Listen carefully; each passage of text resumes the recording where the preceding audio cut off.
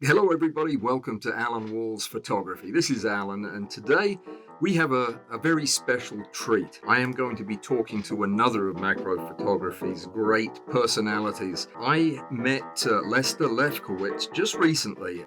He's a charming man, and he has one of the most storied histories in photography.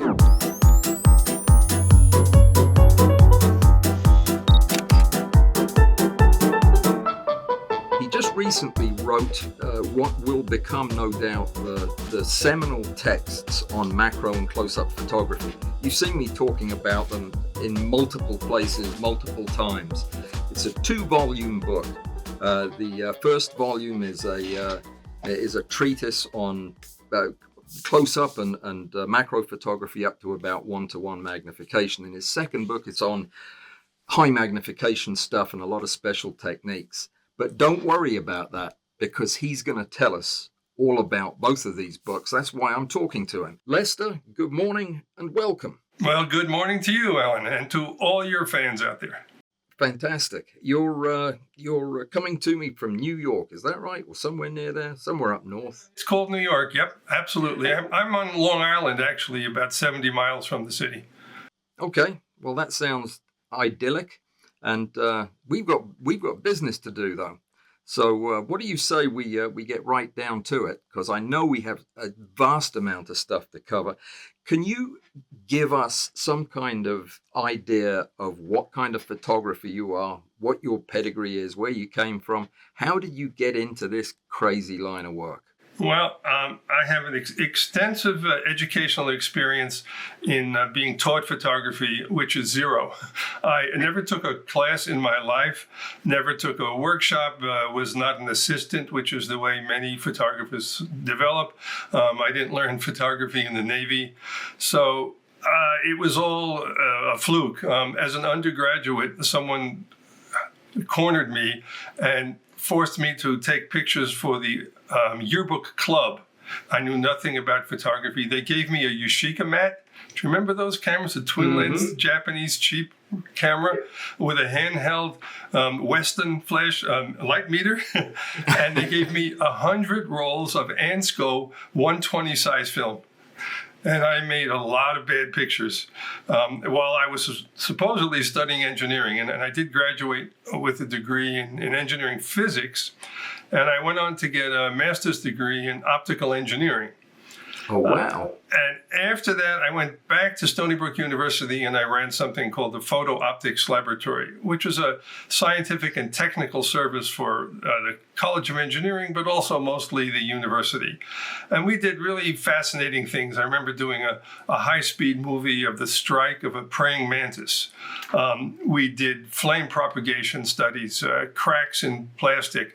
We made a lot of slides for presentations. I did a movie on technology. So it was really interesting. I photographed some moon rock for the Earth Science Department. So it was really an interesting place to be and a learning experience because I knew very little and I was learning by the seat of my pants.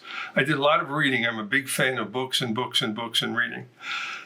My department had a big economic crisis in the university and we got closed down. So I wound up as director of education at the International Center of Photography in New York City when it just opened up, and it's a major museum and educational facility now in the city. And while I was there, I met some amazing, world-famous, well-known photographers. And I got very frustrated because I was watching them photograph and looking at their pictures, and I was just being an instructor. And so after 5 or 6 years, I left there and I decided I was going to open up my own freelance photography business. And I knew enough that I wasn't going to do what everyone else was doing. I wasn't going to be a product photographer. I wasn't going to be a food photographer. I wasn't going to do fashion. And God forbid, I wasn't going to do weddings. And I figured I'd use my scientific and technical background to do things that other people weren't doing. So I'm going to show you some of that, how I got started. So when I started my business, I had no clients. No one knew me as a photographer. So I came up with this silver folder, and again, trying to sell myself as someone who does photography for science and technology. And inside the folder, I put in every mailing, I put in 3 actual 8.5:11 photographic prints, which I printed in my darkroom. I was able to do color printing. This was not inexpensive. I sent these out, and I sent them to ad agencies that took care of companies that did science, technology, and medicine. And that's how I got the promotion going. But I had no pictures. I wasn't a photographer or any kind of photographs that I could show for my potential clients. So I started photographing things like this. If anyone knows New York City and Canal Street, where you can buy a lot of junk, and I bought some old circuit boards. I borrowed this gorgeous set of gears. Each of these gears had to be shipped in separate UPS packages because each piece weighed over 70 pounds or almost 70 pounds. You told me that this was a gigantic thing. It looks so tiny. By the way, this turned out to be one of my best-selling stock pictures ever. I mean, it was used on the cover of Psychology Today. No fooling. Really? I guess it had to do with people working together, grooving. It was used in annual reports for banks who loan money to industry. This picture sold many, many, many, many times. I was fortunate to have a student in my class who was a surgeon, and I got permission to do my first operating room photograph. And I was scared out of my mind because I thought if I moved the wrong way or got in someone's way, I'd be in big trouble. But this was the beginning of a lot of my surgical photography. That was my first macro photograph was taken by me in my operating room. Right, see, and it's funny, Alan, with all the surgery I did, I've never bumped into you. Yep. Well, I've never been to New York. I did, a lot of my surgical pictures were done at the University of North Carolina at Chapel Hill. You must know that. Oh, yeah. Right. They have 21 operating rooms. Yeah, that's not unusual for a university. And they gave me permission. I could do anything I wanted. It was the greatest experience in the world. It was very, very nice. Well, I wish we had met back then. You could have taught me how to take decent pictures, maybe. Well, you probably wanted to photograph, the incision, so to speak. I was looking for generic pictures of the operating room, what medicine looks like. I never got that close, even though I was scrubbed and gowned and all. I photographed a CD, and if you use a point source of light and you angle adjust right, you get this gorgeous rainbow. But you'll notice that the top half of the picture is cut off because it doesn't go around the whole circumference. It only goes about 3/4 of the way. But it's just a very colorful thing to do. I also got some prepared slides. Are you familiar with Carolina Biological Supply Company? Very, very familiar, yes. It's a great company. I went down there and met with them. They were very nice to me. And so this is a louse. This is called a pubic louse. Lovely. A crab. I will leave it to your imagination as to where pubic lice hang out. Well, okay. I think we've got it. Oh dear, it's a lovely looking creature. How much business did this get you, by the way? The louse. I don't think this ever sold as a stock picture. Again, remember, I was building a portfolio. There wasn't a big demand for pictures of pubic lice. I bet there wasn't. Well, there you go. This is a chick embryo. You can buy these in stages from 2 days, 5 days, 7 days, 10 days. So this is something that's probably about 1x ballpark. I've been known to purchase props and then return them after I photograph them very, very carefully. This is a zoom lens I don't know how I got this. What's interesting is if you count the lenses in here, the individual elements, I think it's about 10 pieces of glass, which indicates how old this is because modern zoom lenses, some of them have over 20, 23, 24 individual elements. Absolutely, yeah. Which you can do because of very sophisticated anti-reflection coatings. That is a beautiful shot. This is a real human skull. At the time, and I don't remember how I obtained this. I think it was one of my former assistants I didn't like. But I don't think today a civilian can buy human tissue anymore. But at the time, I was able to purchase this. Yeah, you can't.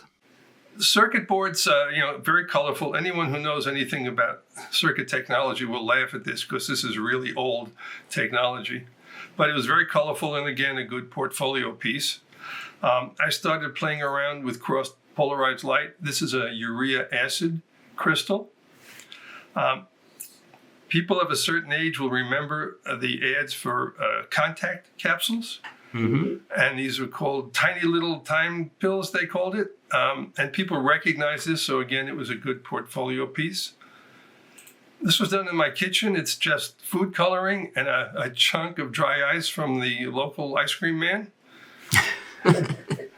My mom actually helped me do this in the kitchen. Microchips and all that was going after those companies who advertised that. What you should understand, all the pictures you've seen so far were shot on film. There was no digital photography, and at the time, there was not even Photoshop or any manipulation. These had to be great out of the camera. How long was it that before you got feedback? How long after you took the pictures did you have a print to look at? Were you printing them yourself that day? Well, what's good is I had a very elaborate darkroom, and I was able to process color film, E6 for transparency and C41 for color negative. So I would shoot this. Most of this was shot on a 4x5 view camera. I'd go downstairs. It took an hour and a half before you could look at the film. And, I did use Polaroid. Guys like me used to buy Polaroid by the case. And when we went digital, we stopped buying Polaroid by the case, and Polaroid went out of business. Mm-hmm. But something like this had to be put together in the camera. So there's like 3 or 4 exposures here. The disc is a different exposure than the trumpet, which is a different exposure from the background, and the bell of the trumpet was different. So in between shots, you had to cover things with black cloth and hope nothing moved. And a picture like this could have taken a day, because it had to come out perfectly on film. There was no fixing it after you were done. Absolutely. This was my first computer. This was an IBM AT, 1985, almost $6,000.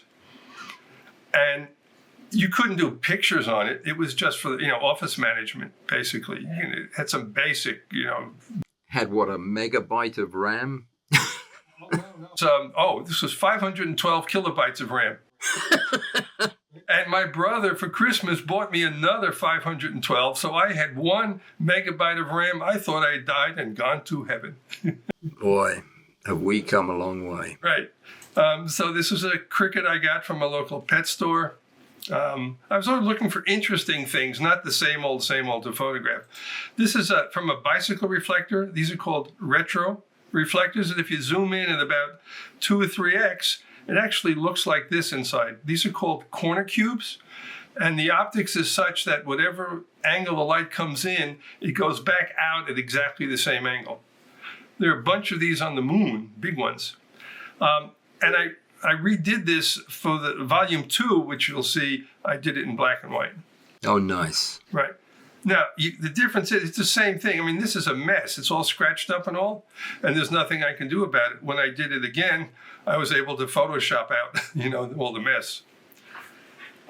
Some people photograph fingerprints, and I photographed the toe prints. And again, when people looked at my portfolio, you could see they kind of smiled. It was things a little more interesting than the average. This is the wingtip of an atlas moth.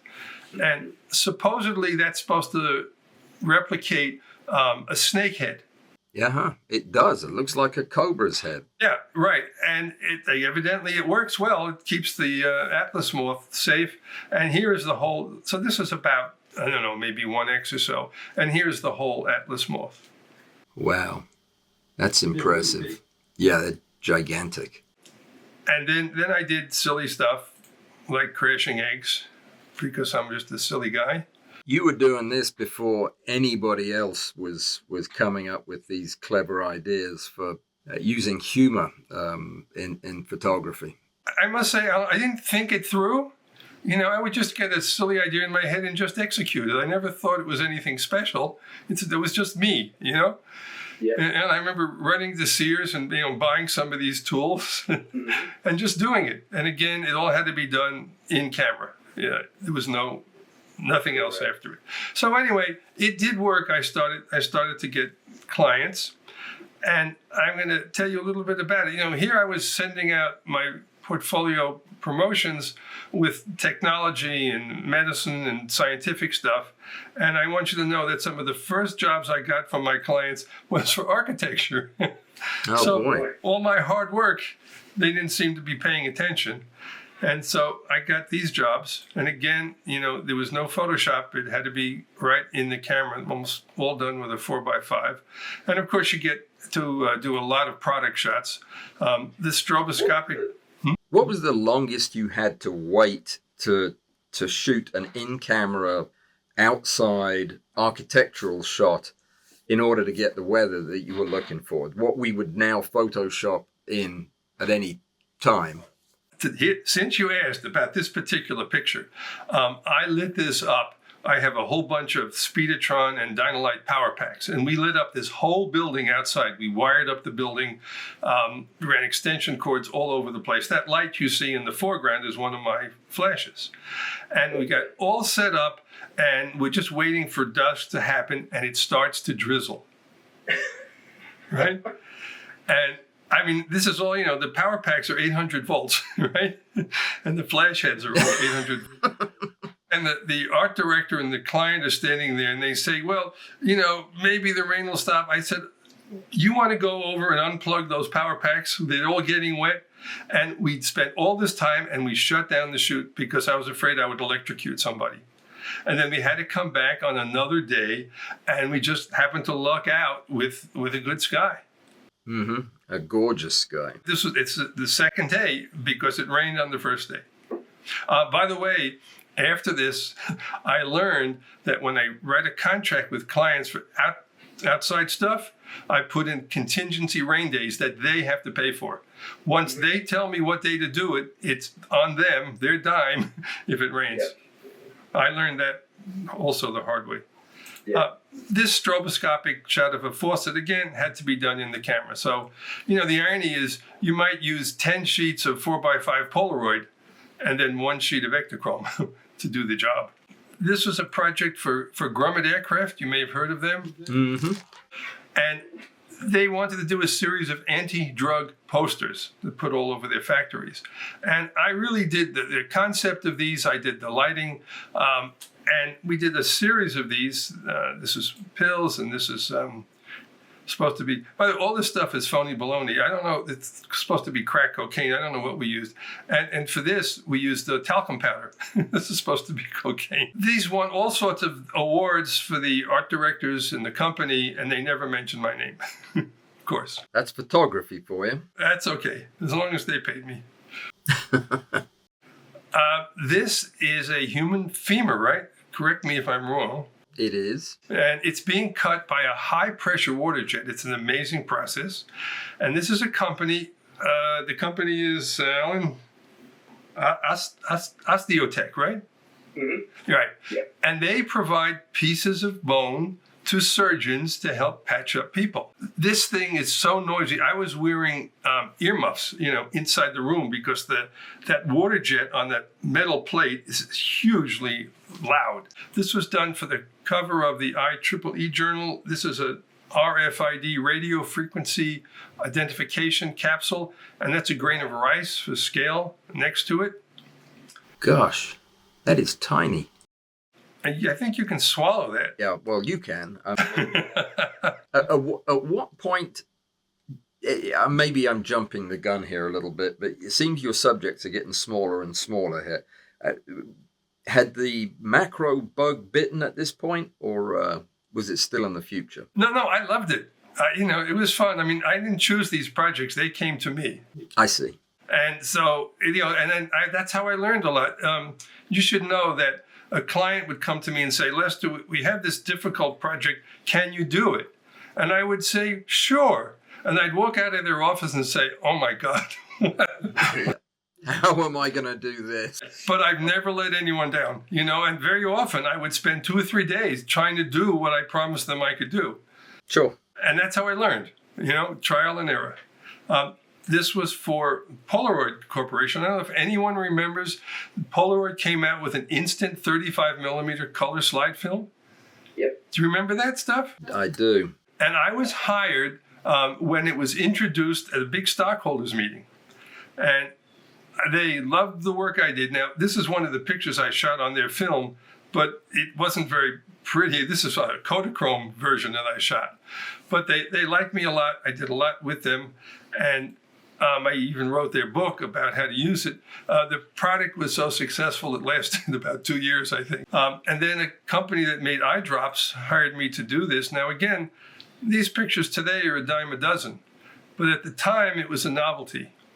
And you can buy a lot of good triggering systems online for a few bucks and do this easily, but it wasn't very easy back in the day. What equipment did you have, or was this completely manual? No, it wasn't. It wasn't manual. I used Vivitar 283 flashes, the classic that everyone had, a bunch of those.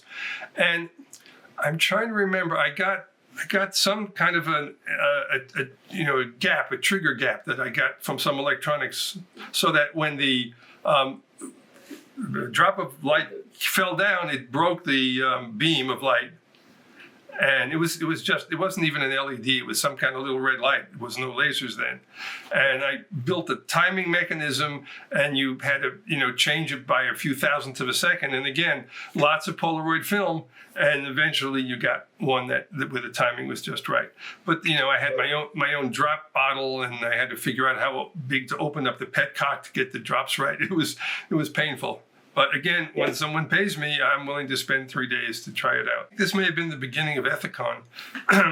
They needed a picture of the tip of a hypodermic needle, and they had hired another photographer who claimed to know macro photography because he had a Nikon micro Nikkor lens, the 50 millimeter, the original ones, from the 60.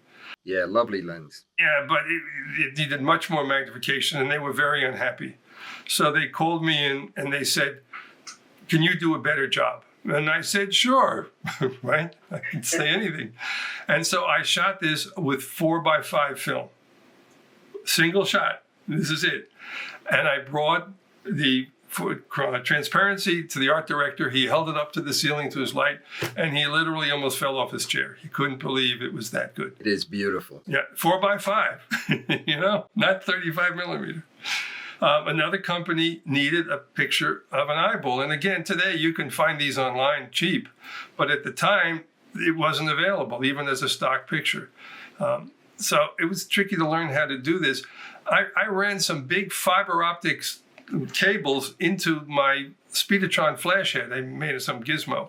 But the hard part was finding a woman who had this gorgeous blue iris. And I sent my office manager, a female, over to the university near me, and she just went to the student lounge and hung out and just kept looking at girls who had beautiful eyes. Yeah, that'll get you arrested these days. That's why I sent a woman. Right. But, can you imagine going there and saying, by the way, there's a local photographer who would like to photograph you, Yeah, I can see how that would go. That is one beautiful iris, though. Gorgeous. And we paid her handsomely, and it was very nice. But we told her to come with a friend, seriously. Oh, sure. It worked out fine.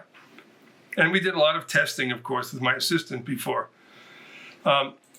So this is what you know about, right? Mm-hmm. This is a big job for Ethicon. They make surgical sutures and suture needles. This was shot at their New Jersey facility. You don't want surgeons practicing on you, You get trained, and this is a pig, which has similar vasculature and size to a human being. Yep. And this is where they train the surgeons. And I was there for a whole week doing photography for them. And that was an interesting project. And by the way, did you know something called a medical Nikkor lens? A medical Nikkor was a 200 millimeter prime lens. Yep. And it came with a kit of 4 or 5 different close-up filters. that you screwed on the front for different magnification, and it had a built-in little ring light, flash. Yep. And it was called a medical Nikon. I still own that. And that's how this was shot. Oh, really? You hardly ever see those showing up anymore on the used market. Every once in a while. Well, I at the right price, I might sell mine. The innards were the same as the micro Nikkor 200 f4, were they not? I think so, yes. Mm-hmm. Yeah. I think it was the same, yep.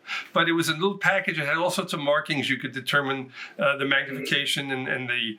It was made... were color-coded, so you knew what to do. It was made for the photographer to be able to stand off from the operating table and get really tight shots without leaning over, right? This was for Microsoft. Now, again, this is pre-digital.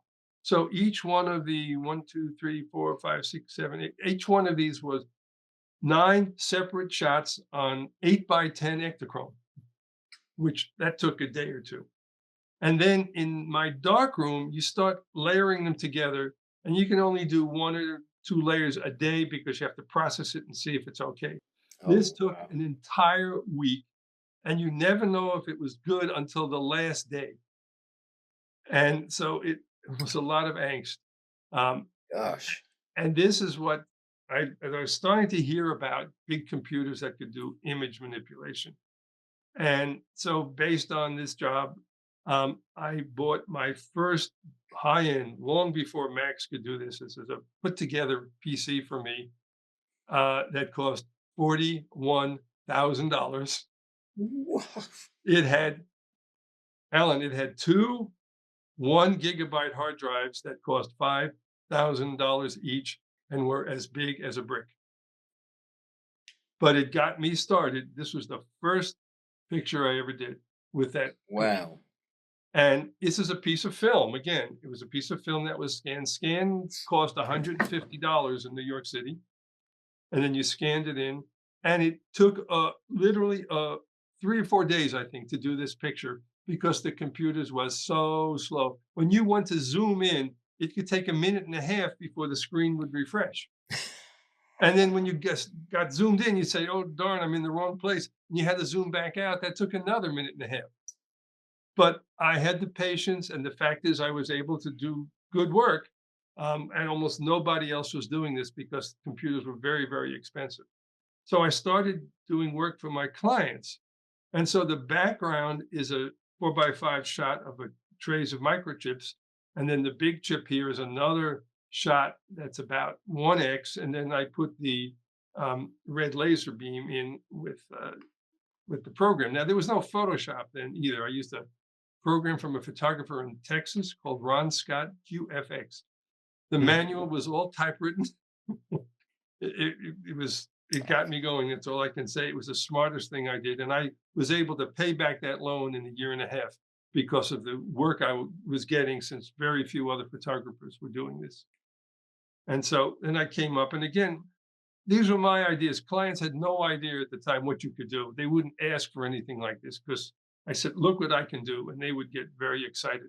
This would be the work of 2 minutes with a filter in Photoshop today. What did that take to do? How did you do that?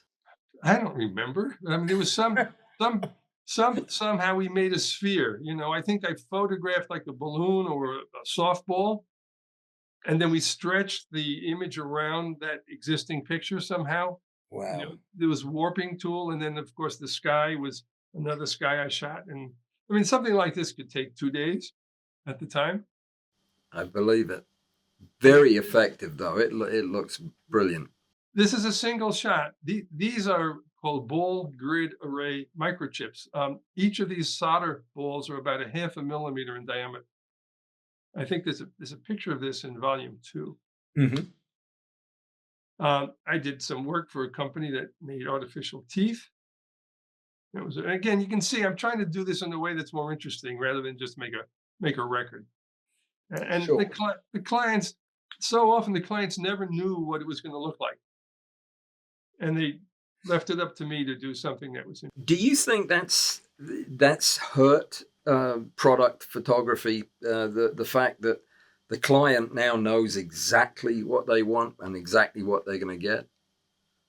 Has it hurt the creative part for us? Well, that is true. A lot of the jobs I did, which I'm not showing you the assignment jobs, were jobs like that. I would be asked to photograph a product or something. The art director would have what they called a tissue, a sketch, and Hmm. you had to do it exactly like they told you. And I Yeah. would sometimes say, look, if we move this here to the right and oh, no, no, no, you can't do this. The client signed off on it. And so I Yeah. just became a technician. I just did what they said. What I loved were the jobs where they didn't know what it would look like because it was too small or problematic. And then they let me do my thing. Right. But I Got learned it. very quickly if an art director says do it this way, I would say yes, sir, and salute. This is a project I did for a local jeweler in New York City who has since gone out of business. This is a 1 carat diamond. He wanted to be able to show his clients the different defects in diamonds and how they are rated and priced. So this is about a 1 carat diamond, and there are laser engraved serial numbers on the edge of the diamonds. You don't see that when it's in a setting. So the overall shot is about 1x. And then, I don't know, this is maybe 15x or so. And this is now done with digital photography. In fact, this is a focus stack image. And then I photographed the entire diamond from the top, and you can see the little circles. And then you can see the defects and the inclusions in the Wow. diamond. So what I learned from this is that no human being can see the inclusions with their naked eye.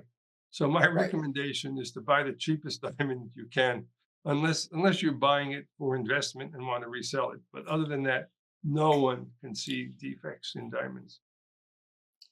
Fair enough. So I did all of the client work for many, many years. And somehow someone talked me into starting stock photography at the time. All I knew was you had to have a lot of pictures to make any money. Define stock photography for our viewers. Stock photography are agencies. At the time, they were New York City, Chicago, LA, and London. And they had libraries of film, 35 millimeter slides mostly. And when a client needed a picture where they didn't want to hire a photographer, they would go to one of these libraries, look through their catalog of pictures, and they would license the rights to use the picture for a particular project. And depending on the scope of the project, they would be charged more or less. And at the time, it was only for real pros. You had to shoot film. Almost everything was on the tripod. You had to have lots of lighting because everything was film that was ISO or ASA 50 or 64. You had to be a real pro to get into that business. And you were doing all of these photographs on spec. I mean, you didn't know if anybody was going to buy them or not. That's right. The stock agency does not buy your photo. They just make it available to clients. And then in the good old days, there was a 50-50 split between what the client paid and what you got. Today, that's disappeared. The viability of stock photography as a professional business is about zero. And I and all my colleagues have bailed out a long time ago because you can't make any money. It's too easy today for any kid with a camera and some Photoshop to make usable pictures. And the internet is awash. I mean, some of the major stock agencies brag that they have 120 million possible photographs. When I was doing business, the agencies were thrilled when they finally got to 1 million pictures. So it's a very, very different world today. Yeah. But I had a very good run. I have no complaints. So I started doing stock photography. And of course, I had been doing small stuff. I had been doing, client projects, a lot of macro or semi-macro product shots. And I decided I was tired of being indoors. I love to be outside. So instead of doing macro photography, when I got into stock photography, I started to do things that were a lot bigger, like mining trucks. That is bigger. This is at a gold mine in Alaska. Now, tell me, how did you light that? That looks to have such an even, beautiful light all the way down that line of trucks. Just be lucked out with an overcast day. Wow. All right. I may say that the sky may not have been the original. Got it. I have a collection of about 300 skies. Wherever I was, if I saw an interesting sky, Your own sky shots, not yeah. I learned a long time ago. Don't tell anyone; it's a secret. Pictures sell much better if there are sunsets behind them. Yeah, very true. So a lot of my pictures have sunsets, but it looks believable. I've seen a lot of phony baloney looking stuff. Mine looks natural. That's all I can tell you. I didn't over dramatize it. Another small project I did, this was at the time the largest container ship in the world. This was coming into the port of Long Beach in California. The trick here was not to get run over. I mean, I had one shot. This little boat was bouncing up and down. I don't know how I got this picture without falling overboard, but it. And this was on film too. Yes, this was on film, I believe. Yep.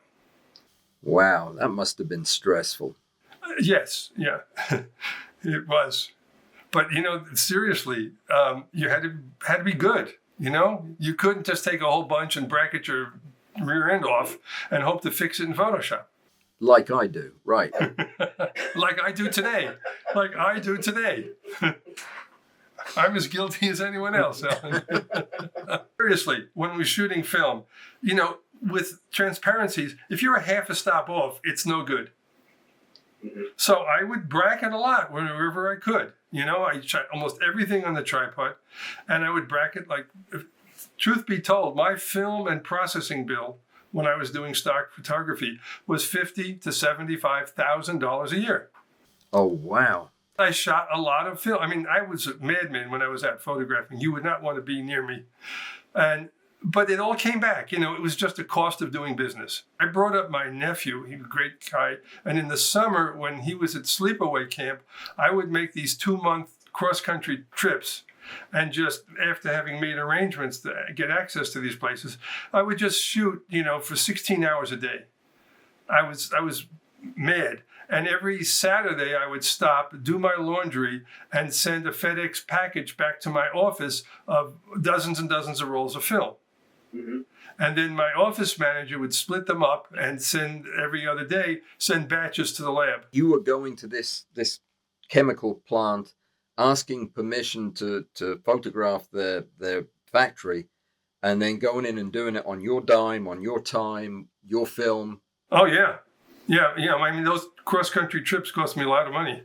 Did you have to pay these companies to shoot in their facilities? No. The deal was, if you let me in, I'll give you better pictures than you've ever had. Okay. That was the trade. And that worked very well. Let me tell you something. I doubt if I could get access today to the places I got before 9/11. I photographed in the nuclear power plants. I photographed inside dams, oil refineries. I could probably never get permission today to do the same thing. No, you couldn't. Yeah, so I was there at the right time. And they were thrilled. What was good is when they saw my pictures, they would tell their buddies at other companies that this guy is legit. He does what he's going to say. So that's one of my assistants. I had I think 5 different color hard hats depending on the situation. And there's another one of my assistants. This is the guy in Alaska. When I traveled, I would hire local kids. You'd hire them to be your assistant for the job? Yeah, like when I was in Alaska, I asked around, and this was a woman she said, "Oh, my son is free. He just graduated from college." And, I needed him to help me set up things, carry ladders, and be in the pictures. So they loved it. I paid them well, and it was exciting. They never got to do these things normally. So they liked it a lot. Very cool. What is that he's working on? A big saw of some kind? It's at a lumber mill. Oh, okay. And they're just sharpening the teeth.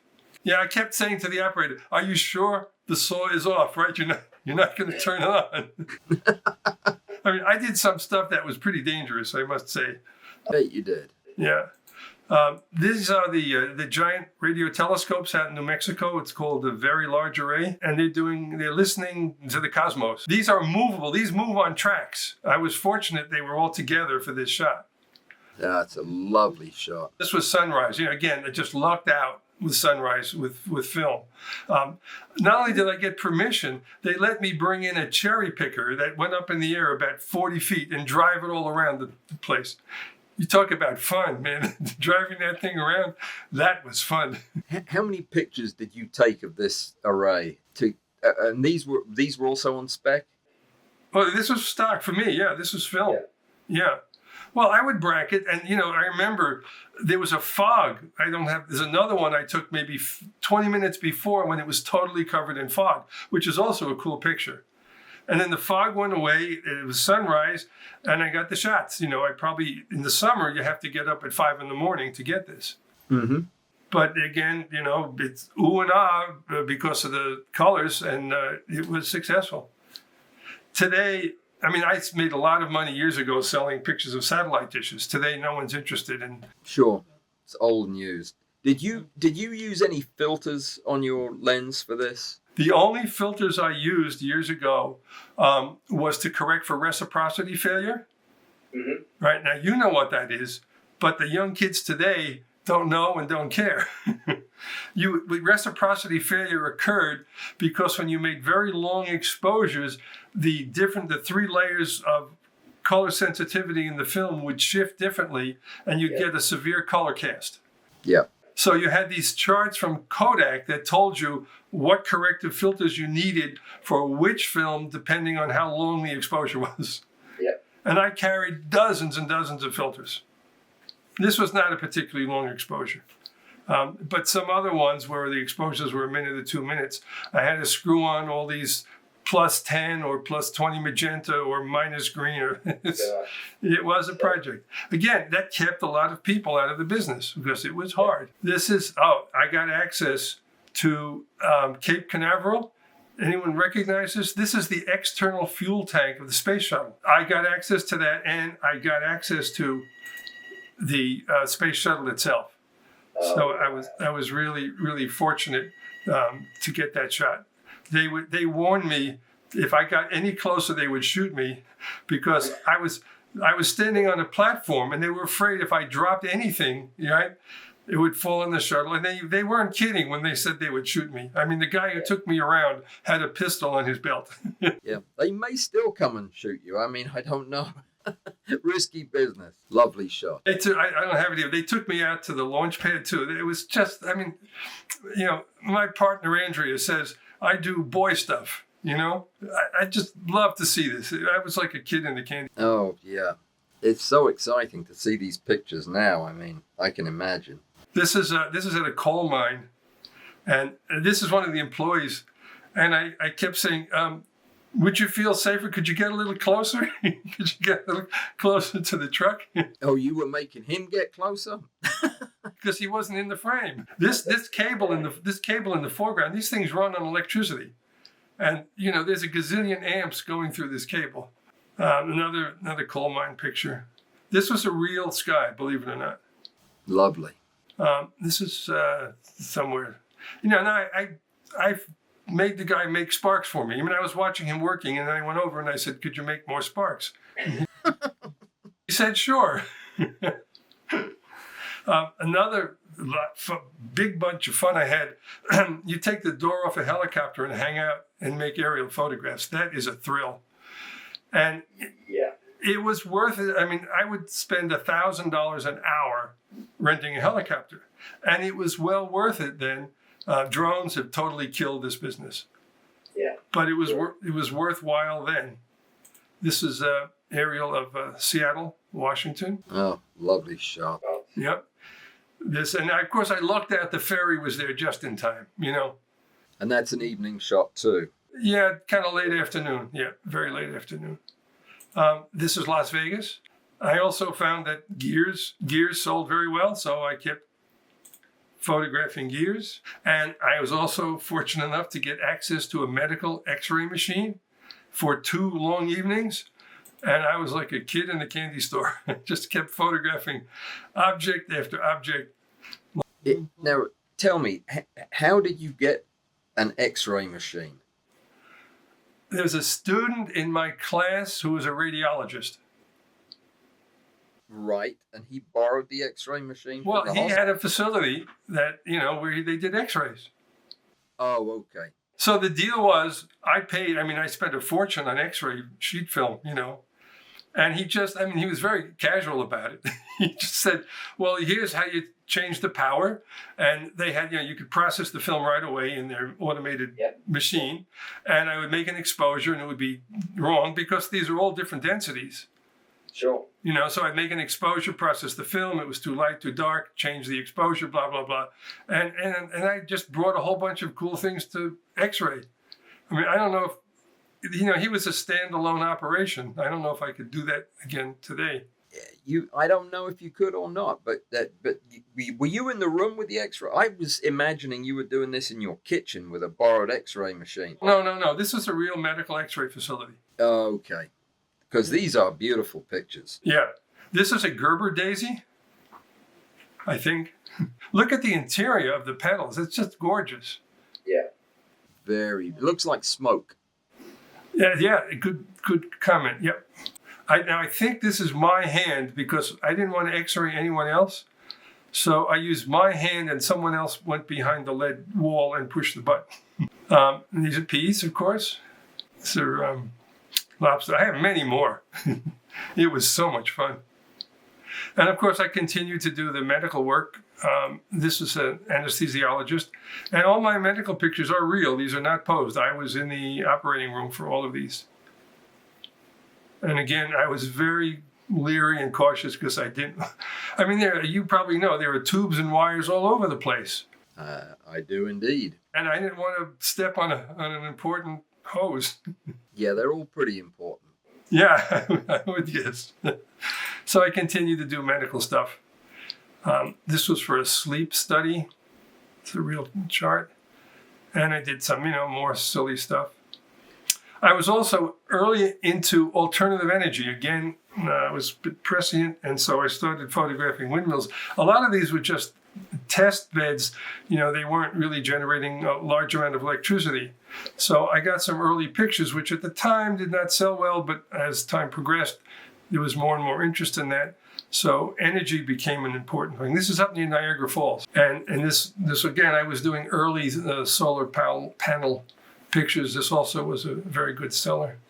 But your work, you weren't targeting companies.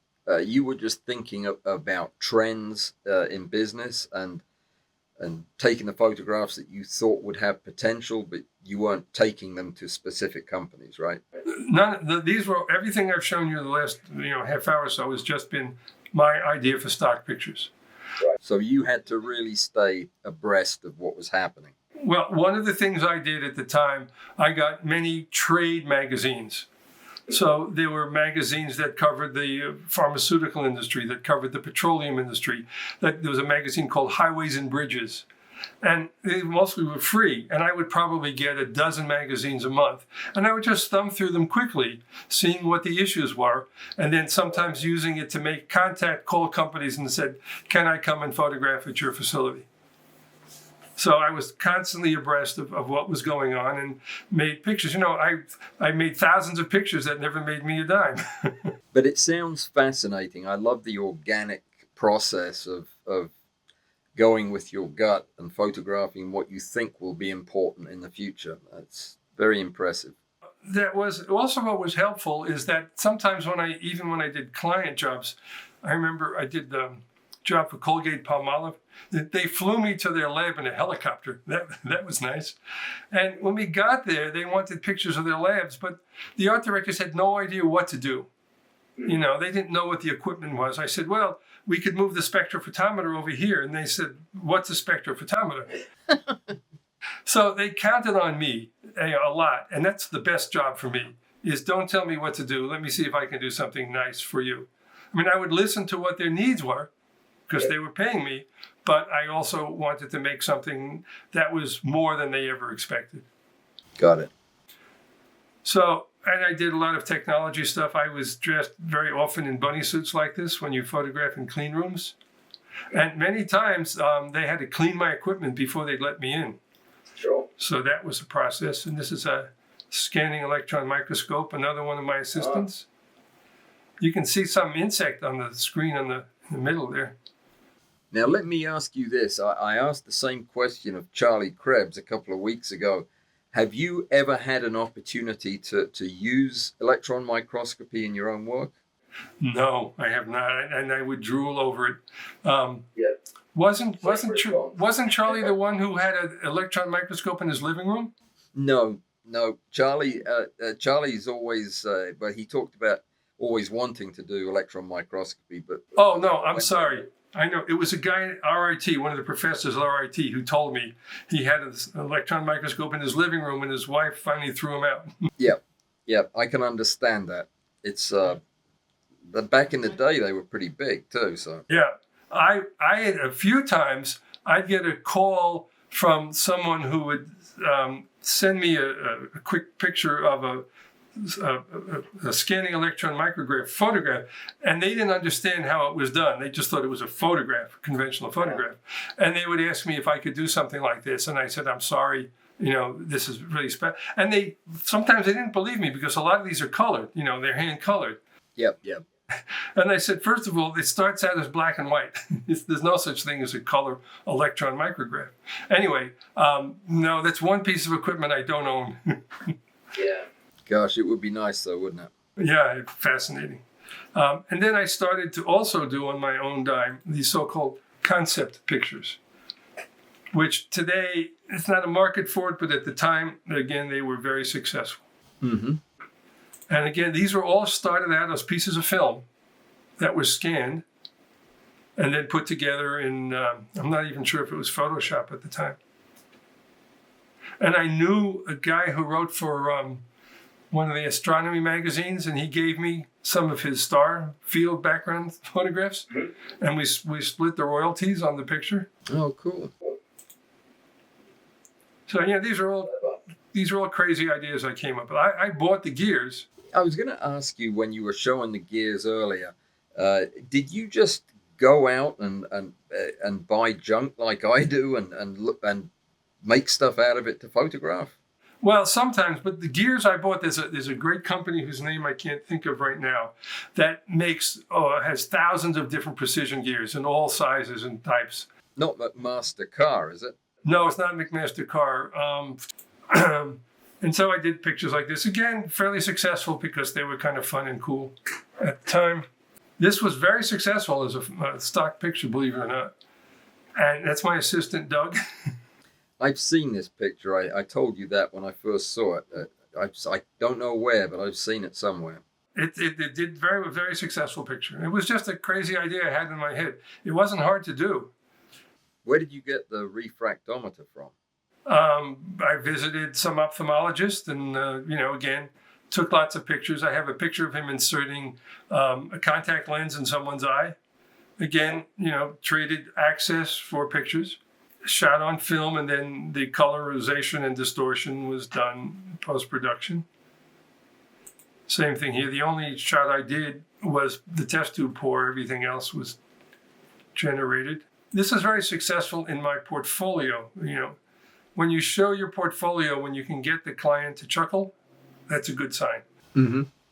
And everyone thought that was cool. So the road was shot in Colorado, that I do remember. I've had people ask me where you can buy this tool. Guy, I am serious. People thought you could go to Home Depot and purchase this. This is 10 separate shots. This took a while to put together.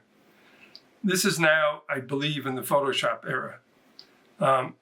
And they may be digital shots. Even with Photoshop, that doesn't look like a quick job. Yeah, that was hard to do. Again, very, very successful. It was used in many, many ads. But while I was doing all this stuff, I still had my love of flowers. And in between, I would make flower pictures wherever I could find them. Now, did you do this for fun, or was this part of your work? Just for fun. Just for fun. Busman's Holiday. This is at the National Botanical Garden in Washington, D.C. It's just 2 blocks from the White House. Most people do not know about it. It's fantastic. And you can get a tripod permit. And I was there all day with a tripod. So look into it. You have to, online, and you can apply for the permit. This was at a sunflower farm in South Dakota. This is where they make real sunflower oil. These are enormous. Behind the face, whatever holds the oil is as big as a basketball. believe it or not. It's absolutely enormous. And these are taller than my head. I had to stand on a step stool to get this shot. And I was walking through a forest of these. I was totally covered in pollen when I got done with this shoot. Oh, it was great. So this is not macro. This was really easy to do. Yeah. And this was in my studio. Just peeled off one of the petals. Love that. Just one soft light on the top, nothing fancy. And this is growing out of a log in California. Each one of these mushroom caps is about half the size of my pinky nail. And this was shot on a Hasselblad with plus X film. Single shot. Lester, tell me, during this history where you learned photography and you've done more photography than most people could do in an entire career, where did the idea of writing a book come from? And this is not your first textbook on macro photography. Tell me a little bit about the first one, written when I was 6. It is a long time ago. I think I mentioned I had been doing a lot of scientific and technical work at the university. And then when I was at the International Center of Photography, someone contacted me. There was a big photography book publisher called Amphoto at the time. I don't think they're around anymore. And someone recommended me. They said they're doing a series of books. They wanted to do landscape photography simplified, portrait photography simplified. They were supposed to be 96-page paperback books, a whole series. And someone recommended me to them saying, this guy knows a lot about the close-up photography. And so I had once written a magazine article. That was my extensive experience in writing. And so I went to see the publisher. And the irony is, of course, I had nothing to show him. I didn't have any macro photographs. So for a week before I went to see him, I photographed small things, right? Did some funny things. And so when I showed up with a portfolio, it looked like I know what I was doing. And I was wet behind the ears and I was anxious to do it. So I signed a contract for a 96-page book on close-up photography simplified. Now, just because they told me what to do doesn't mean I was going to do it. So once I got into doing it, I wound up researching it and reading other books and all, and I wound up writing the book that you saw.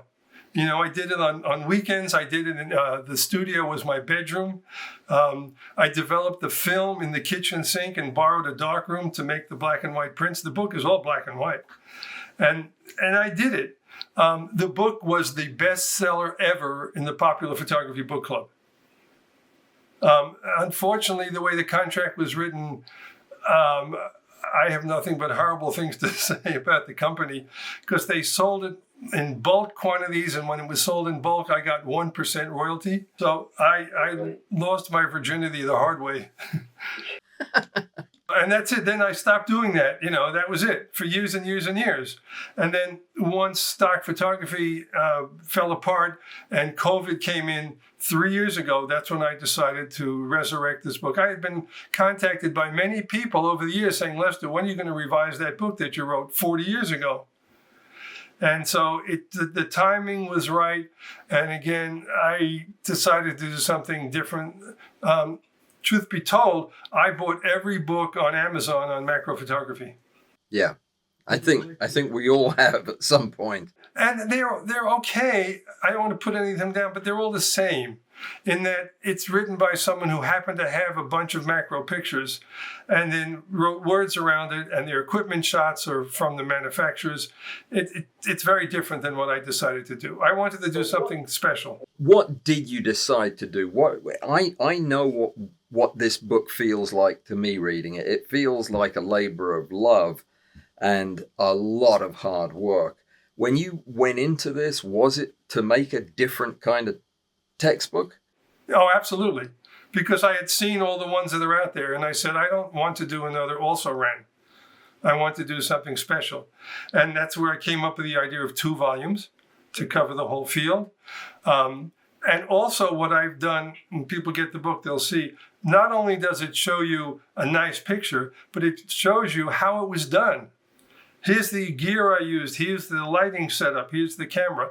And almost no other book shows that because I was able to shoot it for the book. Alan, there are 1,700 new pictures in both books. It's taken 3 years. Some pictures would take me a day or two for one picture. And I didn't care. I said, whatever it takes to do it right and better, that's what I'm going to do. The feedback so far has been positive. It's been overwhelming from the people that I know who've got the book. I mean, it's a fantastic book. It really is. Goal was to be helpful. I really mean that. I want to be helpful to people. And I don't know if you know, in every book there's a card that says, thank you for purchasing my book. If you have any questions, you can contact me. And here's my contact information. There you go. Right? No one has abused that. No one. Oh, I will then. That was my goal. You can't make money doing this stuff, but I believe I can really be helpful. And so far, that seems to be what's happened. And I'm very pleased about that. Well, let's look at this book a little, shall we? So these are the two books. And today, we're just going to talk about Volume 1. And is Volume 1 paced more for the beginner? It has a lot of basic concepts in it, but it also has some pretty significantly thought-provoking ones too. So I would guess so, yes. You know, there are definitions of magnification, and it talks about, you know, the different camera types, things that your viewers probably know. But I'm going to highlight right now some of the things that I think are appropriate for anyone, you know, in this field. Got it. Okay. All right. So again, if anyone wants to see more about me or the books, you can go to macrophotographer.net. It's easy to remember. One of the things I wanted to mention is that everybody knows about bugs and flowers, and I love them as much as anyone else. But I've also seen in all fields of photography, whether it's landscape or macro, that after a while people get burned out because they've done the same old, or year after year after year. So in chapter 1, there's just this infinite list. This is over 100 things that you might consider photographing in addition to or besides bugs and flowers, things you can photograph in your house, around your house, when it's snowing outside. Give a little kick in the rear end to try some things and look at the world that's fascinating that you've never even thought of. So in the book, there are a bunch of pictures, things like this. This is just a plain chicken egg from the supermarket. Believe it or not, if you put a light behind the egg in a very dark room, you can actually see through it. Oh. This is just 2 exposures, one exposure light from the top and then one exposure for the translucency of the egg. And there's just a drop of water on the top. This is not hard to do. It's a long exposure on the tripod, but there's so many things besides insects and flowers that you might find interesting. There's no end of things to photograph with food. Yeah. You know, these are pistachio nuts and a slice of cucumber. If you live near an aquarium or have access to one, there's amazing things to see at your local aquarium. This is a jellyfish. It's not easy to do because of reflections and all, but it's fascinating to watch. Did your local aquarium allow you to carry a tripod in? I asked before I went. This is the New York Aquarium in Brooklyn. Oh yeah, I mean, I wouldn't go all the way to Brooklyn, which took 2 hours, and find out you can't use a tripod. Now, very often they'll tell you you can't use it on the weekends or, you know, things like that. You've got to abide by their rules, obviously. And this was taken in January. So that's another time to go because there aren't many people around.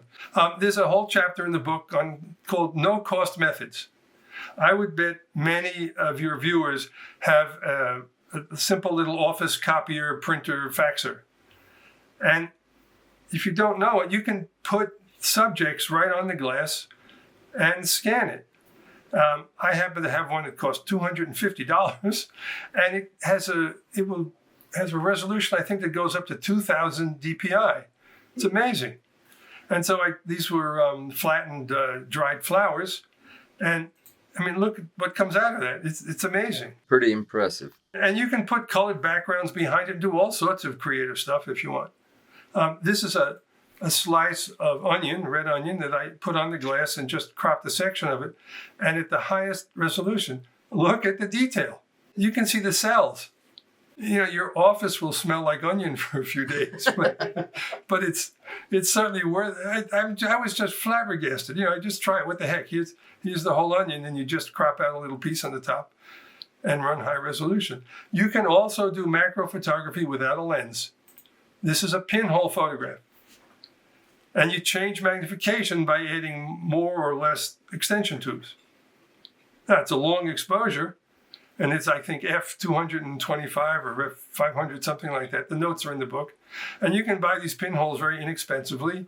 And what the heck, you know? So what we're looking at there is basically an image that's made up of diffraction artifact.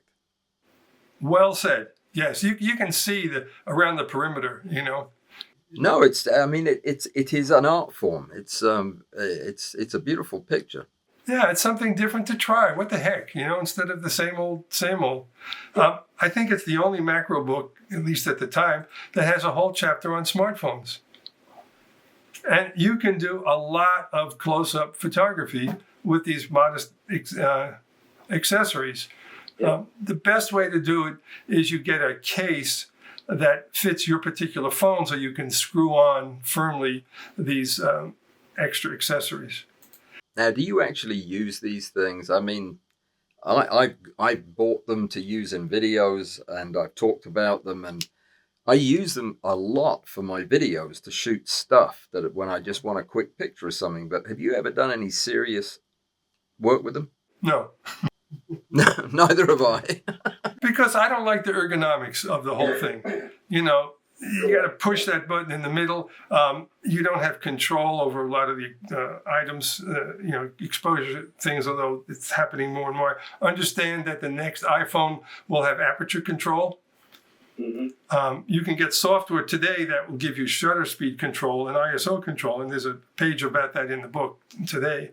But to show people what is possible is I shot this with the phone. I have a Google phone from 5 years ago, and this was shot at my local butterfly vivarium. And I think it's spectacular, and it was shot with this rig. If you're going to do this seriously out in the world, you need a good cage and a way to hold it. You can trigger it with your finger rather than touching the back of the camera. And this is an LED light. Yeah, that's a nice rig, nice setup. I mean, I think that's fine. And you want to see something better is Andrea took this with her phone, and we were in the woods hiking.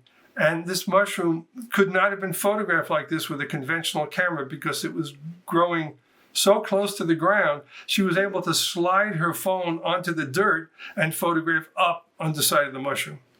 Oh, very clever. And you couldn't do this with a regular camera. No. So, and they're getting better and better. But I still don't like the ergonomics of it. I like to hold it in my hand and look through a viewfinder. As in most books, there's a whole chapter on close-up filters and covers the usual stuff. But let me mention what I'm recommending to many people today is that modern zoom lenses, many companies now are making telephoto zoom lenses that have pretty good close-up capability already. They're going to 0.3x, even 0.4x. So if you screw on a good achromat close-up filter, you can easily get to 1x. And because it's a zoom lens, you have a variable magnification system with a fixed distance. You know, when you screw on a close-up filter, the working distance is pretty much constant, regardless of the focal length. Now, of course, it won't focus at infinity.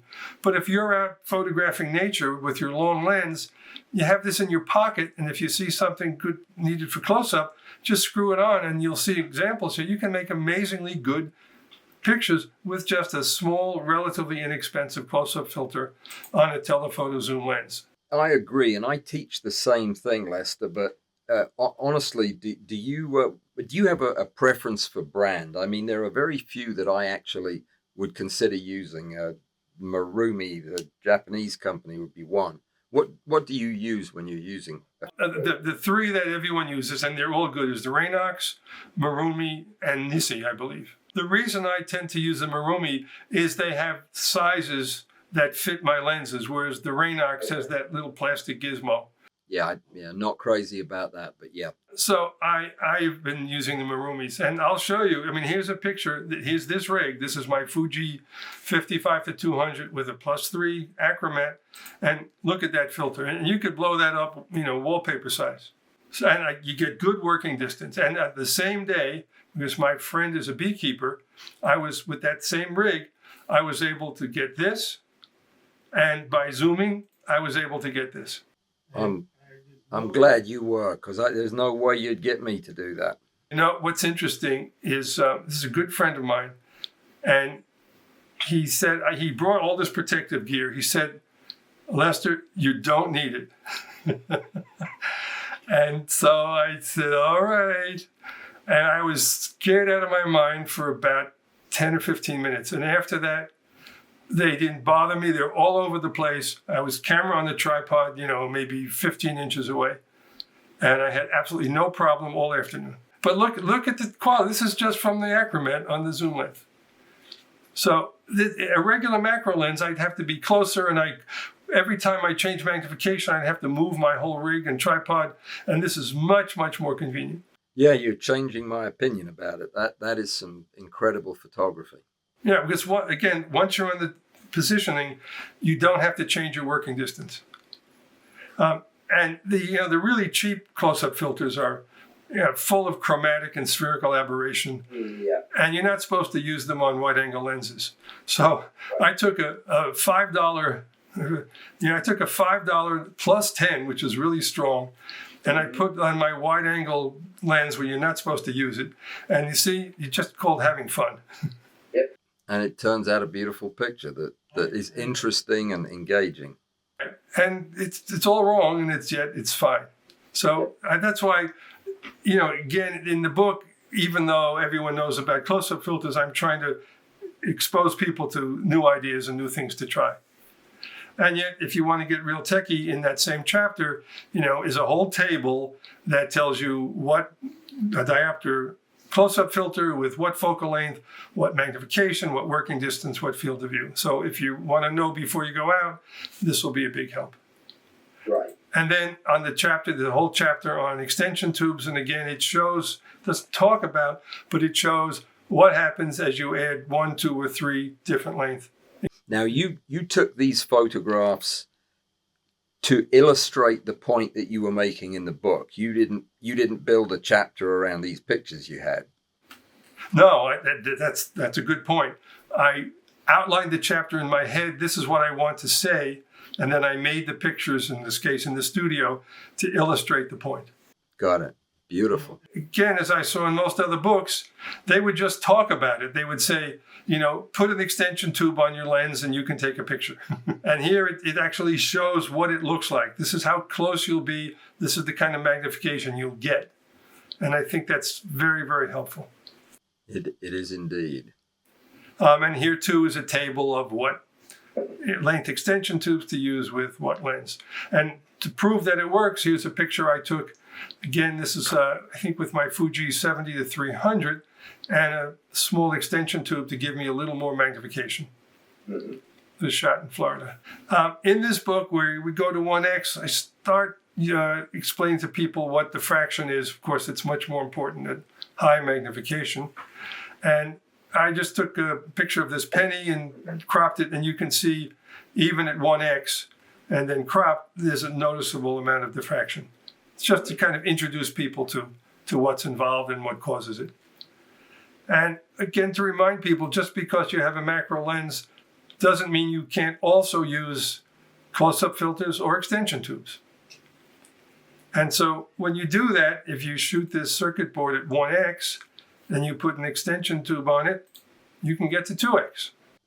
That's a point of possible contention between what we teach here. I generally discourage the use of extension tubes with macro lenses because of the fact that you can get some aberrations coming back in that are well handled by the native lens, but less so with extension.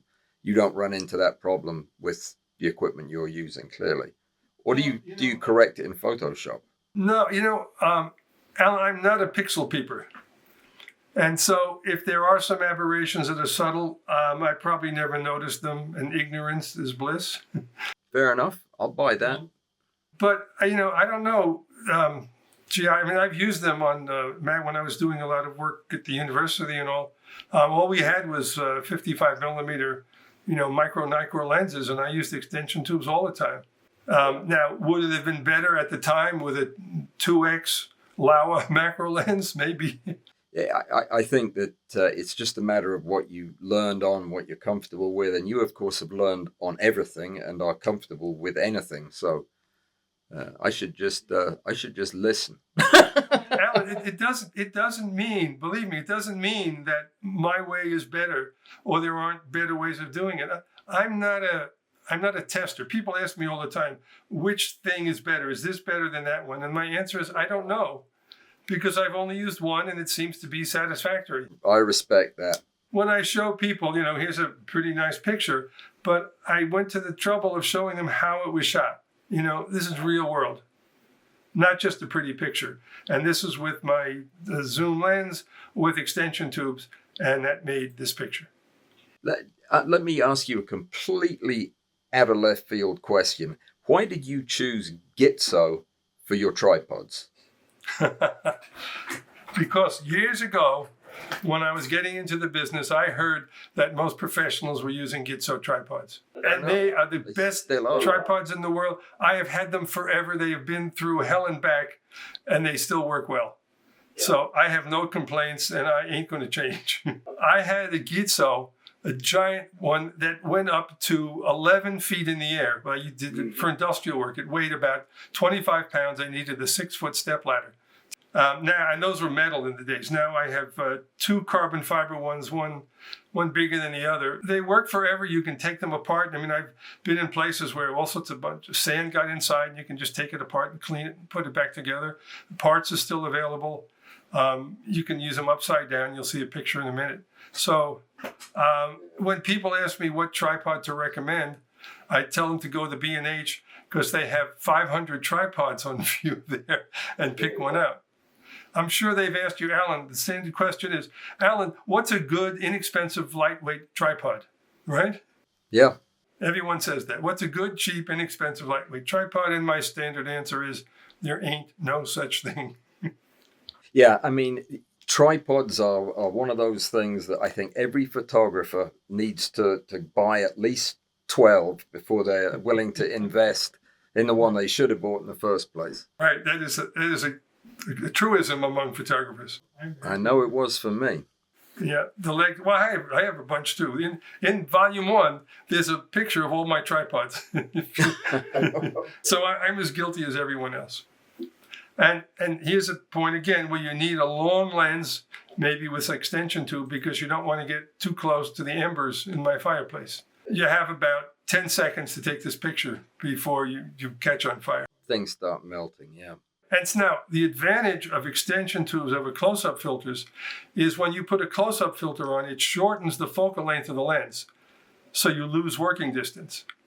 But if you use extension tubes, you retain the true focal length of the lens, so you have more working distance. Well, it changes the field of view. Changes the field of view, but you get the working distance associated with the true focal length of the lens. When you screw on a close-up filter, you no longer have that focal length, it's shorter. Then there's a whole chapter on macro lenses, and again, starting to let people be aware of where diffraction might affect their picture.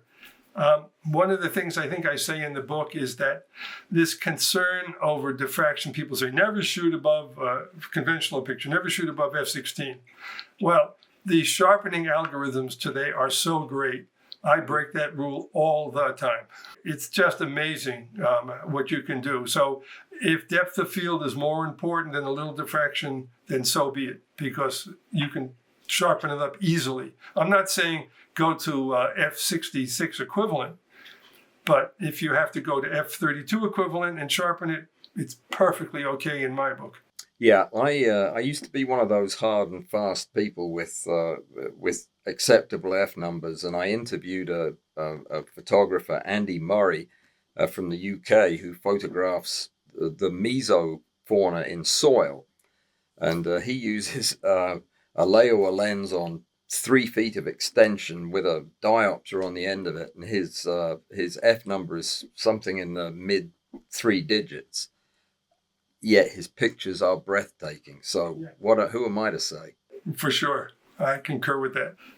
Here's another thing, again, for people to try, is that with modern adapters, you can mount a 500 millimeter telephoto lens on an iPhone if you want to. And so the one on the top, for example, is my old Hasselblad macro lens that's mounted with a Nikon F adapter onto a Nikon Z body. That's a killer combination. And it works. The one below it is an old 100 millimeter Pentax Super Takamar from the film days, And they all make fine pictures. You can buy great bargains on used macro lenses and put it on any modern digital camera. Yeah, I do the same. It's a lot of fun. Yeah, and it's fun and it's inexpensive and the images are great. Yep. And so here's a chart of all the different adapters. The combinations and permutations just go on forever. And just some fun pictures. This is a millipede. There is a difference between millipedes and centipedes. It's the number of legs on each segment, right? One of them has 2 legs on each segment and one only has 1. And I don't remember which is which. The millipede has 2. Yeah. That's it. I believe probably the most useful chapter to your viewers in the book is the 40-page chapter on lighting. Mm-hmm. I would agree. Covers everything from indoor, outdoor, available light, flash, continuous lights. And so again, lots of examples of how to. So this is available light in direct sun, very harsh. One of these little collapsible diffusers. And look how much better it is. Just simple like that. Don't hesitate to use what I call found light, right? So this is a bunch of weeds or whatever just sitting on an open window with direct sun coming in. And camera on the tripod, look what you can do. Yeah. So take advantage of what's there. A table lamp in my living room. Nothing special. Camera on the tripod. Just a little white reflector card, and this is a about half-X picture of a ammonite. Ammonite. It's an ammonite fossil. I knew that. I think that's what it is. And again, it's just the table lamp. You don't need anything fancy around. I'm a big proponent, especially of people getting started and when you're working indoors, of using continuous lights because you can see what you're doing rather than flash and test exposures. I know that's debatable issue, but I'm a fan of. No, I think there's room. I think there's a place for both. These used to be called hot lights. Thank goodness they're not hot anymore. These are just LEDs, reflector floods. I get the ones that have high CRI rating just for a little better color. The light stands are just some plumbing pipes that I put together. And in the book, it shows years ago, I think when I was getting started, someone told me, a professional, said, when you do lighting, just start with 1 light. And it was great advice because there's so much you can do with just 1 light and a bunch of diffusers and reflectors. And I've lived by that my whole life. And so the examples of how something simple like this is a spine that our dog found in the woods and brought home from maybe a deer. We hope. Again, simple things. This is a sunflower being lit up by a light box. But, because the light is from the rear, it's in silhouette or translucent. But these are just big plastic mirrors. And now look at the difference. Again, no extra light. We went from here to here. Yep. It's just a lot better. For outdoor photography, like other people photographing insects, of course, flash is the way to go. I know it's very popular today, those things that look like a nun's hood, but I find the lighting is too predictable to even, and those big things get in the way. I've always made my own homemade diffusers. This is just some foam core and a hot glue gun. And the nice thing is I can position the light wherever I want for the subject. It's not always in the same place. And I can make it any size I want and do it so it doesn't get in the way of the foliage. So there's lots of pictures of things like this in the book. And then here's a double-page spread. When people say, "Oh, I never use a ring light," or "I don't use this," there's no rule. I've used them all, and it depends on the subject. And so this gives you an idea. This is a studio shot, of course. Gives you an idea of the different looks. The upper left, of course, is harsh, direct flash, which generally is not appropriate, but it might be for something. And the lower right is very flat from a ring light, and sometimes that's necessary and appropriate. Agreed. Or without anything, I shot this on my kitchen table. I have a nice big sliding door on a cloudy day with a black cord behind it. You don't need anything if you just start taking advantage of what's around. This is a single shot, I think, on film. Beautiful. Beautiful color. And then the flowers from the supermarket. And you can get flowers in the winter. That's the fun thing. There's a chapter on post-processing, which is very important in our business.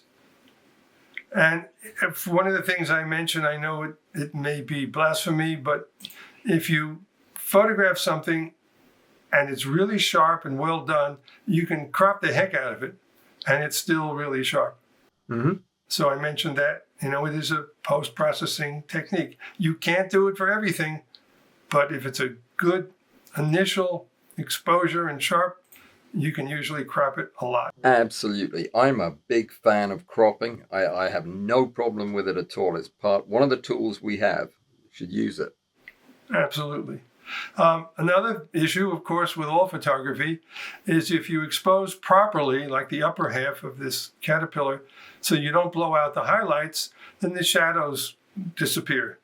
And great, Lightroom or Photoshop, it's amazing what you can pull out of the shadows. Yes, it is. So you have to expose properly, and you have to understand the difference, and how your histogram works. But when you get a good exposure, it's amazing today what you can pull out of the shadows from a digital camera. Do you tend to shoot underexposed ever so slightly so that you're avoiding the specular highlights? No, underexposure is a value judgment. I expose that I think is correct to retain the highlights. Now, if it's an important specular highlight, then I'll, quote, underexpose it. But to me, it's not underexposure, it's the right it's exposure. correctly exposed. That's semantics, but I think I shoot my histograms to the left when I'm worried about light areas of the subject getting overexposed. Right, me too. Yeah, absolutely.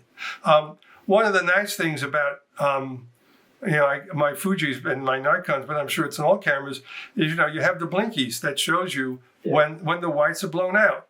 And those are good because that's showing you what's blown out in a JPEG. So if it's blown out a little, you can easily recover it in a RAW file. So that's my rule of thumb. But certainly you can recover from the bottom end a lot easier than you can from the top. That's right. If you lose the highlights, they're gonzo. But it's amazing what you can pull out of modern cameras, what you can pull out. I mean, my first digital camera was a Nikon D2X when I gave up film. And anything 400 ISO or above was horrible. And there was nothing in the shadows to pull out, And again, look what you can do in post-production. This is what they call straight out of the camera, right? But if you use your imagination and some masking tools, you can make something much nicer. And I encourage people to use those tools that are available. People say, well, you shouldn't do that. That's not real. And I never promised people that my pictures are real. You can't do this in National Geographic. I understand. Sure. But I'm not a National Geographic photographer. So I'm allowed to do that. I'm trying to make something that's enjoyable, interesting to see. You can certainly get a lot more out of this picture than this. It tells you much more about nature. And that's my goal. And some people like to use all the crazy filters that are available. I'm not a fan of them in general, but if you have an appropriate picture, this is the original shot, sometimes you can do something that's really very nice. Generally, I would limit it to things that are very graphic to begin with. You don't want something that's very, very busy. And here's another variation of that. And I enjoy this too. It's certainly different. It's not conventional, but I like it. And then there's another 40-page chapter on everyone's favorite topics called Flowers and Bugs. And again, reminding people, maybe your viewers know this already, but it's not always necessary to photograph everything at the smallest aperture if you're parallel to the subject, but now the background gets too busy. And if you are well parallel to the subject, you can photograph at a larger aperture and have a softer background. Mm-hmm. These are things just to keep in mind. I was photographing a mushroom and this fly wonderfully popped up. And I'm really pleased with this picture. Fairly heavy crop. And I have, again, a picture showing you how I made the photograph. Oh, nice. There's the Gitzo and it's all its glory. Lovely. Yeah. So you can really see what's involved. It doesn't show you all the dirt on my shirt, but it shows you that it is possible to do with patience. Here's another one. Okay, Alan, what is this? That's a darkling beetle. What? Darkling beetle. Darkling beetle, thank you. Okay. Now, again, here's the rig that I used to photograph. And you can see I had it off to the side. That's me. And yeah, where do you get the headbands from? And are they legal in New York? I sweat a lot. In the summer, I'm always wearing a sweatband, or I get the sweat on my camera view. Now, but you see, by having it off to the side, you see the nice shadow under the foreground here? I think that gives it some dimension rather than the light coming in evenly from one of those big hoods. Magic arm, I can just move the light wherever I want. And I'm a fan of taking the flash off the camera with a wireless trigger system, which they all have today.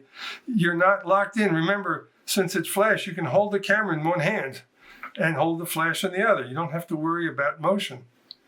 For those of us who only have two arms, though, is this technique still... No, you will not be able to use it. Yeah, you need all five arms. Okay, fair enough. Yeah, I mean, this is my success. There were very few photographers who could do this. And here too, people saying, well, a ring flash has to be on the lens. No, it does not have to be on the lens. You can take it off and hold it in your hand. And here's a perfect example. This is a straight-on shot of a mushroom. But if you take the flash off the camera and put it over the mushroom, look at the difference. Yep. It doesn't cost anything. But any flash you have, just experiment. Don't be locked in to the quote, the correct position. Do you use TTL at all in your photography? TTL metering on flashes? No, actually, when I'm doing macro flash, it's all manual. Yeah. And I just adjust the power setting. And, the great thing is, you do a quick test shot and you immediately look at the picture and say, it needs a half a stop less or more. Because TTL can be fooled by the background and all sorts of other stuff. My ring flash is totally manual. It doesn't even have TTL. Yeah. But I mean, this is just so much better than this. It's pedestrian and this is fun to look at. Yeah. And, as I always say, film is cheap. Experiment, just try it out. And there's a page or two, it says, look around. I always tell people the first obvious shot is the most obvious and the most boring. So, you come across a flower in the sun and you say, oh, look at the pretty blossom. But to me, it's this blah. But hey, go around and look at the back. Mm-hmm. Yeah. Yeah. Now, if the sun hadn't been coming through it, it wouldn't be a picture. But it was on this day.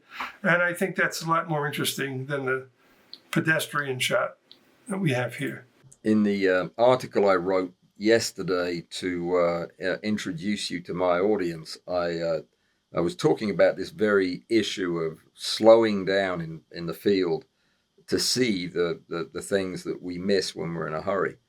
And this is a good example of just slowing it down and letting the shots come to you. Yeah, I think there are 4 pages of examples. Like, here's another one, oh, look at the pretty red flower.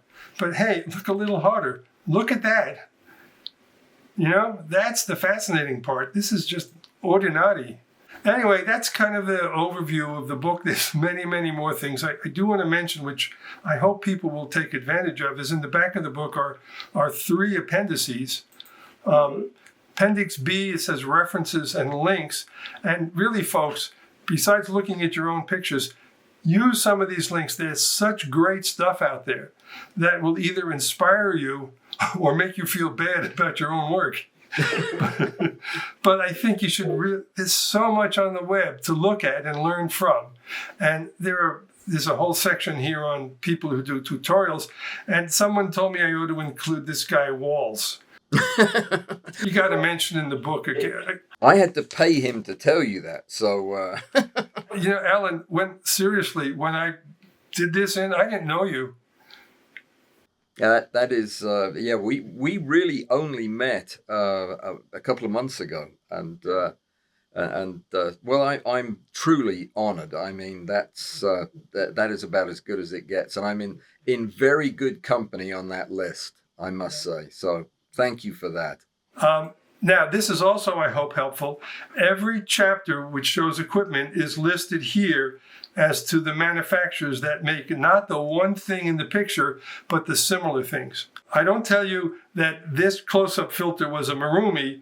It says these are the 3 companies that make Acromat close-up filters. In the front of the book, in the first chapter, it says everything you see in the book I own. I am not beholden to any manufacturer. I was never given anything. I was never asked to show anything. And so I'm totally free. And I don't make comments, oh, this is great and this is terrible. I will never do that. People have different budgets, different needs. And the things I do list here are not junk. I'll put it that way. They're all things that are at least considered reasonable, and some are better than others. But I will not tell you what to buy. Sure. And this goes on for every single chapter. And then maybe you have a friend who's new to it and wants to get this book. There's a glossary of over 100 terms in the back. Yeah, that is going to be, I've read through that. It's very, very useful. It's going to be hugely helpful to newcomers. I love that. And so if you're inclined, you can again go to macrophotographer.net. And this is what my macro website looks like. And you can learn some about me, a little more background, and I've got fauna and flora and food and fungi and blah, blah, blah. And I am going to second that and insist that anybody watching this interview take the time to look at this website, because it's pretty amazing. This guy has done it all. And we haven't even scratched the surface. We have volume 2, which is for the more advanced macro photographer, I believe. It's certainly got a lot of interesting stuff in it. I cannot wait to talk about that. When are we going to do that, Lester? Well, I think we're going to have that show up right after Thanksgiving. Okay, that's a good target. So we'll be getting this one out. Well, you'll know because you'll be looking at it. Means it's already out. So there you go. And by the end of the fall. For volume 2, you'll be happy to know I'm not going to talk about my history. We're really just going to talk about advanced techniques in macro photography. I would be very surprised if I don't get requests to ask a whole bunch of other questions about your history, because it is fascinating. Fascinating. If that's appropriate, I'll try to answer them. Well, we can always do a third interview if we run out of time, but Lester, thank you so much for coming down to talk about this book or these books. You just have a career that is mind-boggling to most of us ordinary humans. Thank you so much for sharing this with us, and I cannot wait for volume 2.